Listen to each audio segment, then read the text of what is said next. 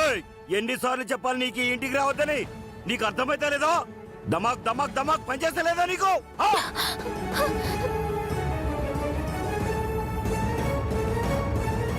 వెళ్ళిపో ఇక్కడి నుంచే. చలే జాओ यहाँ से. నేను ఎందుకు రాకూడదు ఇక్కడికి? ఏయ్ నీకు చెప్తే అర్థం కాదా? జరిగిందే మర్చిపో.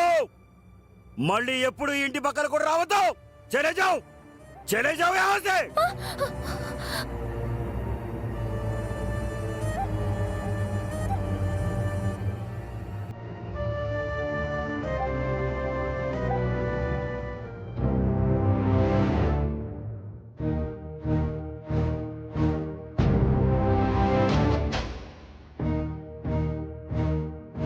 ఆగో.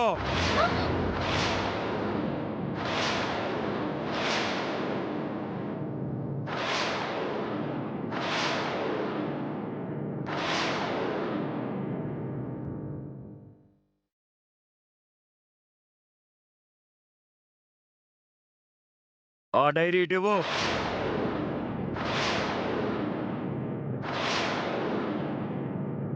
ఏయ్ నీకే చెప్పేది, ఆ డైరీ ఇటువు. లేదు, నేను ఇవ్వను. ఈ డైరీ ఇంకా చదవాలి. నీకే చెప్పేది, ఆ డైరీ ఇటువు.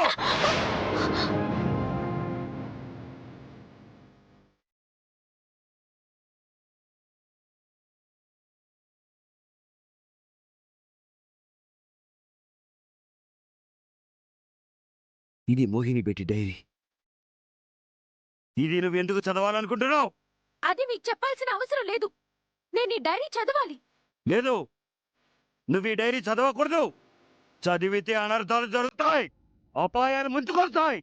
ఏ బహుత్ బహుత్ ఖతర్నాక్ హై.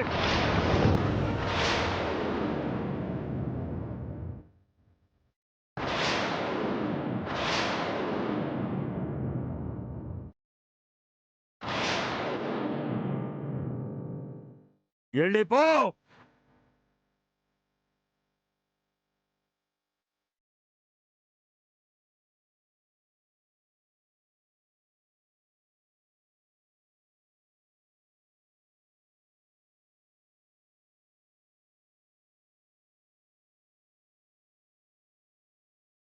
ఈ అమ్మాయికి ఈ డైరీ ఎలా దొరికింది?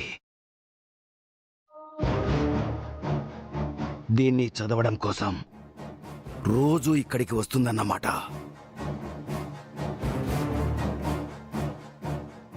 ఈ అమ్మాయి ఇక్కడికి వస్తుందా, లేకపోతే ఎవరైనా ఇక్కడికి వచ్చేలా చేస్తున్నారా?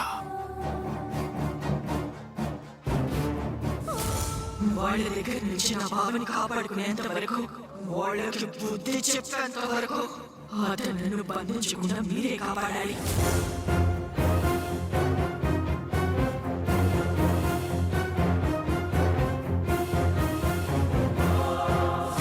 నా బావని వాళ్ళ కపట ప్రేమ నుండి కాపాడుకునేంత వరకు నా ఆత్మకి శాంతి కలగదు బాబాయ్, కలగదు.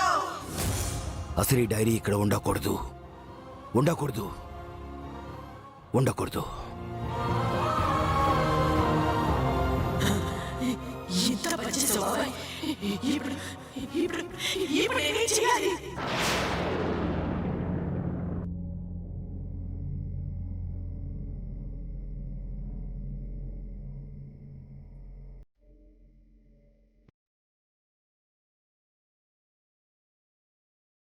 ఏమైంది శ్వేత?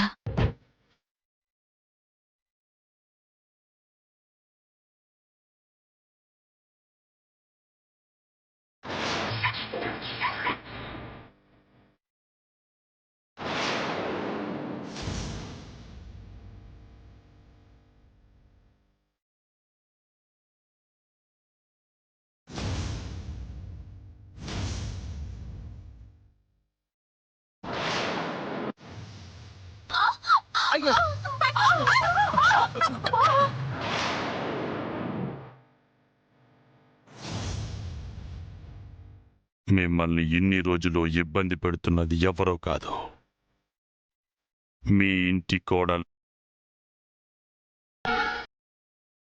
మోహిని మోహిని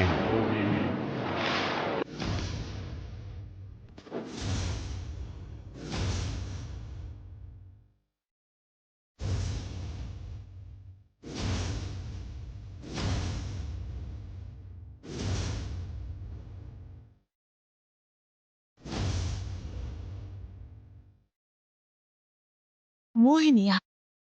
అవును, మోహినియే. తను ఎవరికో ఏదో చెప్పాలి అనుకుంటుంది. ప్రతీకారం తీర్చుకోవాలనుకుంటుంది.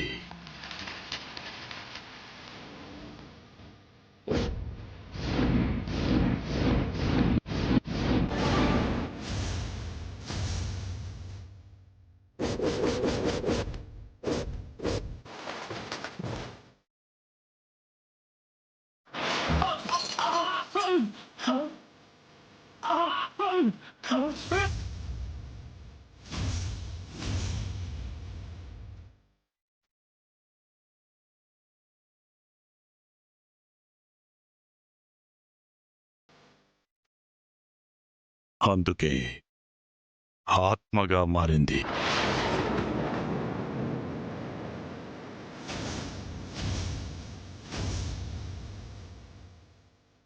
ఒకరి ద్వారా తన బాధని చెప్పాలని ప్రయత్నిస్తుంది.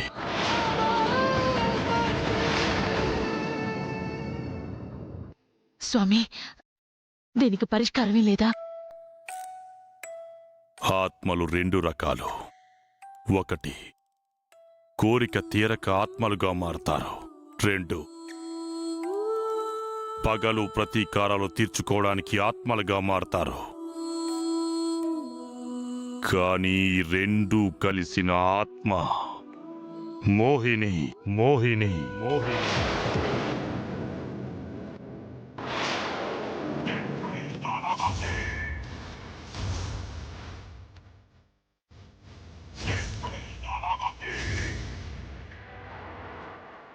అంత త్వరగా లొంగదు.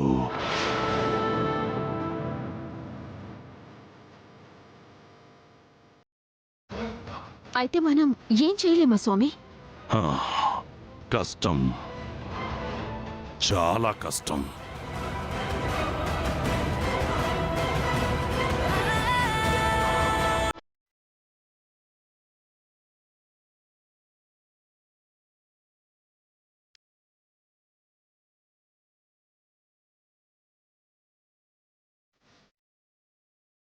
కానీ దానికి ఒకే ఒక మార్గం ఉంది.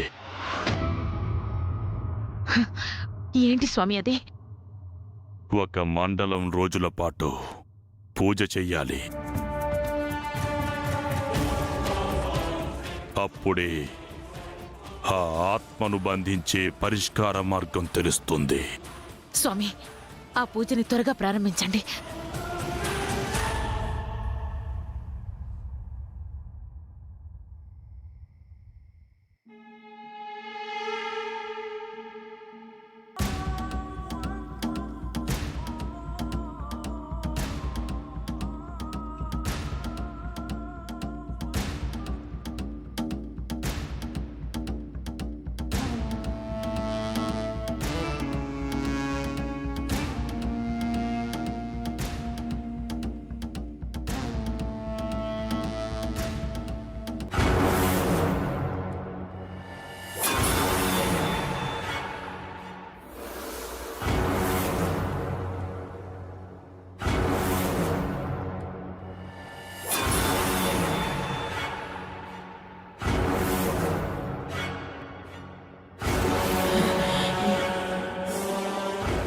ఎందుకు బాబాయ్, ఎందుకు పదే పదే వెళ్ళి నా డైరీ చదవకుండా అడ్డుకుంటున్నావు? నా ఆత్మఘోష తెలిసి కూడా ఇలా ఎందుకు చేస్తున్నావు బాబాయ్? నువ్వు ఎన్ని చేసినా నా గతాన్ని వెన్నెలకి తెలియకుండా అడ్డుకోలేవు.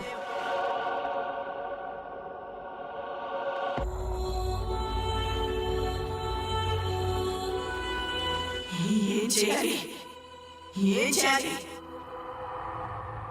ఎలా పని? ఎలా? ఎలా ఎలా ఎలా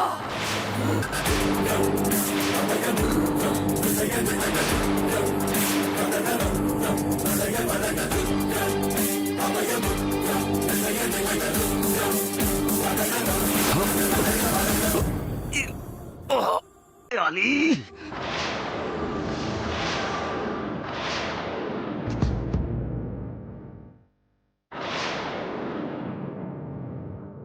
बेटी तुम गलत कर रहे हो తప్పు మీద తప్పు చేస్తున్నావు అల్లా తోడున్నంత వరకు నన్ను ఎవరు ఏం చేయలేరు చేయలేరు ఆ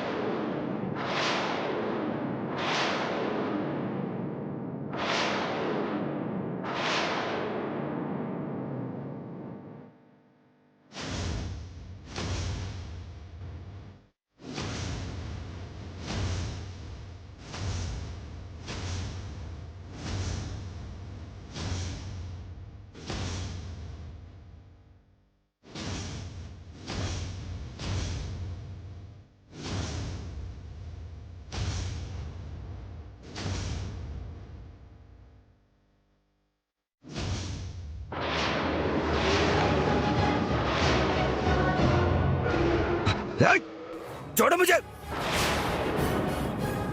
छोड़ो तुम गलत कर रहे हो ये अच्छा नहीं है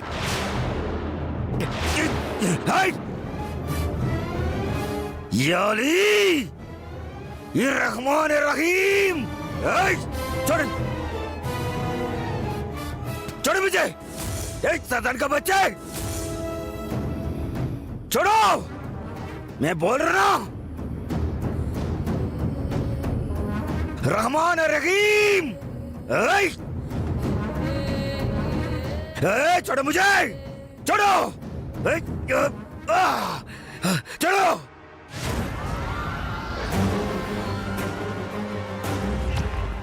छोड़ो मुझे छोड़ो బాబాయ్ పకే బాబాయ్ నన్ను క్షమించు బాబాయ్ నాకు ఇంకో మార్గమే లేదు నన్ను క్షమించు छोड़ो బాబాయ్ ఆ డైరీ ఇచ్చే బాబాయ్ నా గతాన్ని ఈ ప్రపంచానికి తెలిసేలా చేయడానికి నాకున్న ఒకే ఒక ఆధారం ఈ డైరీ బాబాయ్ నా ఆత్మఘోషని అర్థం చేసుకో బాబాయ్ ఆ డైరీ ఇచ్చే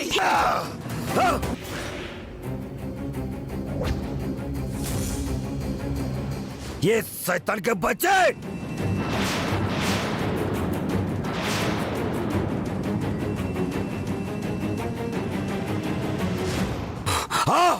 शैतान अब मेरे सामने आ अब आ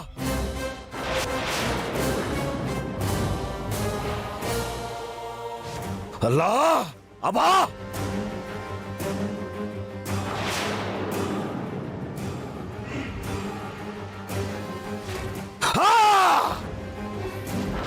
ఇది పవిత్రమైన అల్లా విభూతి నీ ఆత్మకు శాంతి కలుగజేస్తుంది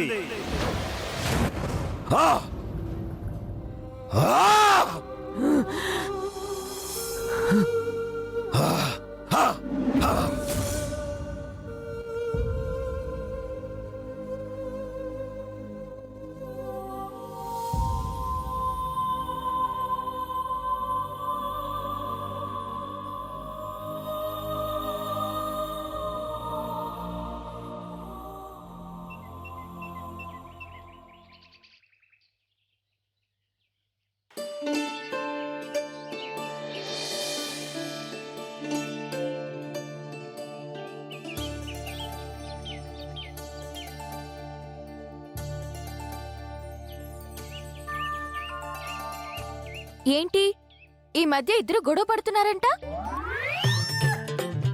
వెన్నెలా, బావ ఏం చెప్పినా ఏమన్నా బుద్ధిగా వినాలి, సరేనా? బావా, నువ్వు కూడా వెన్నెల్ని బాధ పెట్టకుండా చూసుకోవాలి. వెన్నెలా, ఏంటి పిన్ని? ఏం లేదమ్మా. మొక్కు తీర్చుకోవడానికి తిరుపతి వెళ్తున్నాం. మేమొచ్చేదాకా ఇల్లు జాగ్రత్తగా చూడమ్మా. సరే పిన్ని. అలాగేనమ్మా.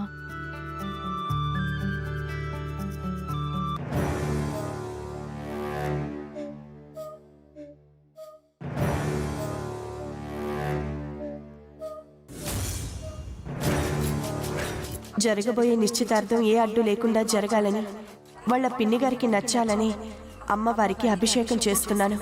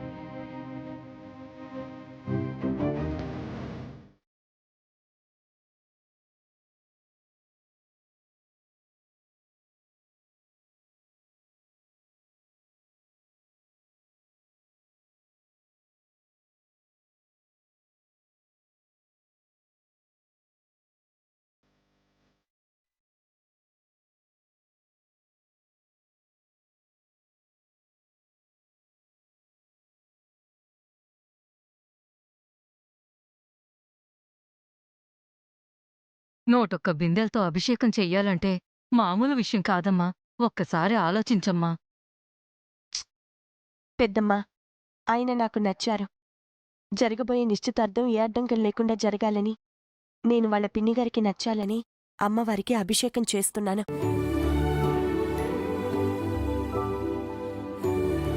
అమ్మా, ఈ అభిషేకం చేయాలంటే సంకల్పం కావాలి. మీ కోరిక నెరవేరాలంటే సంకల్ప బలం కావాలమ్మా.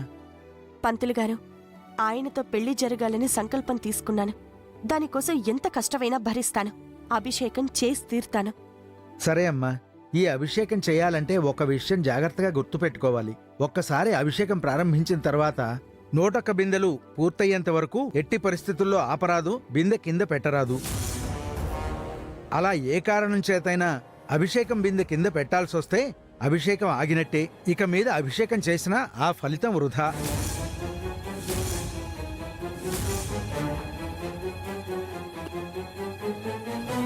అలాగే పంతులు గారు, అభిషేకం జరిపిద్దాం. అమ్మవారి కుంకుమ నుదుటన ధరించి నీ సంకల్పం కొనసాగించమ్మా.